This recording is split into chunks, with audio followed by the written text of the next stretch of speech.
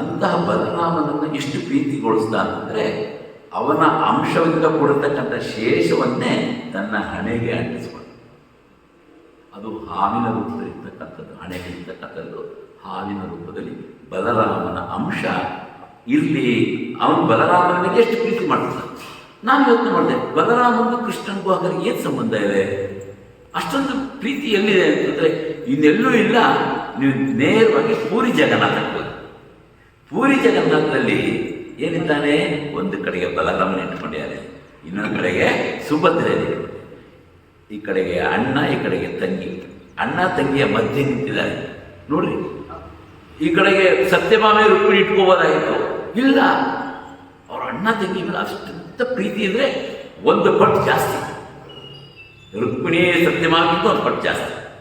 ಅದಕ್ಕೆ ಒಂದು ಪಟ್ಟು ಜಾಸ್ತಿ ಅಣ್ಣ ತಂಗಿಯರ ಮೇಲೆ ಇದೆ ಅಂತೇಳಿ ತೋರಿಸ್ಲಿಕ್ಕಾಗಿ ಪೂರಿ ಜಗನ್ನಾಥಲ್ಲಿದ್ದಾರೆ.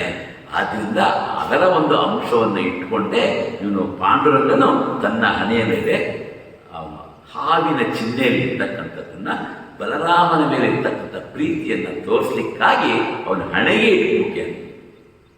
ಅದಕ್ಕೋಸ್ಕರ ಮಾರನೇ ದಿನ ಬಂದು ಅರ್ಚಕರಿಗೆ ಹೇಳಿದೆ, ನೀವು ಮಾಡ್ತಾ ಇದ್ದೀರ, ಇದು ಸ್ವಲ್ಪ ಮುಂದ್ಗಡೆಗೆ ಒಂದು ಮೂತಿ ಥರ ಮಾಡಿ ಒಂದೆರಡು ನಾಲ್ಗೆ ಇರೋ ಥರ ಮಾಡಿಬಿಡಿ, ಅದು ಹಾವಿನ ಚಿಹ್ನೆಯನ್ನು ತೋರಿಸುತ್ತೆ, ಇದಕ್ಕೂ ಅದಕ್ಕೂ ಒಂದು ಸಂಪರ್ಕ ಇರುತ್ತೆ ಅಂತೇಳಿ ನಾನು ಕೆಲವು ಹಿಂಗೆ ನೀವು ಮಾತಾಡ್ತಾ ಕೇಳ್ತಾ ಇದ್ದಾಗ ಅದು ಕೂಡ ಇದೇ ಇದೆ. ಆದರೆ ಹೇಳೋದು ಯಾರು ಅಷ್ಟೇ.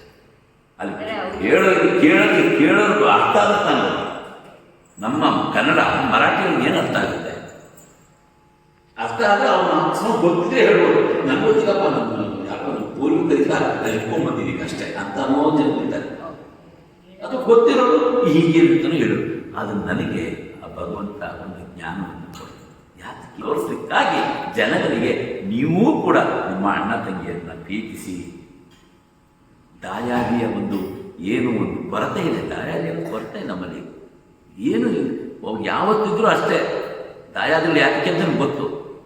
ಯಾವತ್ತು ಇವನಿಗೆ ತೊಂದರೆ ಕೊಡಬೇಕು ಅಂತಲೇ ಏನು ಮಾಡಿರ್ತಾರೆ, ಅವ್ರ ಕಡೆಗೆ ಯಾರು ಹೋದರೆ ಮೊದಲನೇ ದಿವಸ ಹೇಳ್ಬಿಡ್ತಾರೆ, ಮತ್ತು ಒದ್ದಾಡಿ 10 ದಿನ ಒದ್ದಾಡಲಿ ಅವರು ಅಂಥ ಜನ ಬೇಕಾದ ಜನ ಇದ್ದಾರೆ. ಅದು ಅಷ್ಟೇ ಪ್ರೀತಿಯಿಂದಲೂ ಇರೋ ಜನ ಇದ್ದಾರೆ. ಆದ್ದರಿಂದ ಆ ಪ್ರೀತಿಯನ್ನು ಅಣ್ಣ ತಂಗಿಯರ ಮೇಲೆ ಹೆಚ್ಚು ಪ್ರೀತಿಯನ್ನು ಮಾಡಿ ಅನ್ನೋದಕ್ಕೋಸ್ಕರ ಪೂರಿ ಜಗನ್ನಾಥದಲ್ಲಿ ಇದ್ದಾನೆ. ಅದೇ ರೀತಿ ಅದೇ ದ್ಯೋತಕವಾಗಿ ಇಲ್ಲೂ ಕೂಡ ಪಾಂಡುರಂಗ ಬಲರಾಮನ ಮೇಲೆ ಅತ್ಯಂತ ಪ್ರೀತಿ ಇದೆ ಎಂದು ತೋರಿಸಲಿಕ್ಕಾಗಿ ತನ್ನ ಹಣೆಯ ಮೇಲೆ ಹಾವಿನ ಚಿಹ್ನೆಯನ್ನು ಧರಿಸಿದ.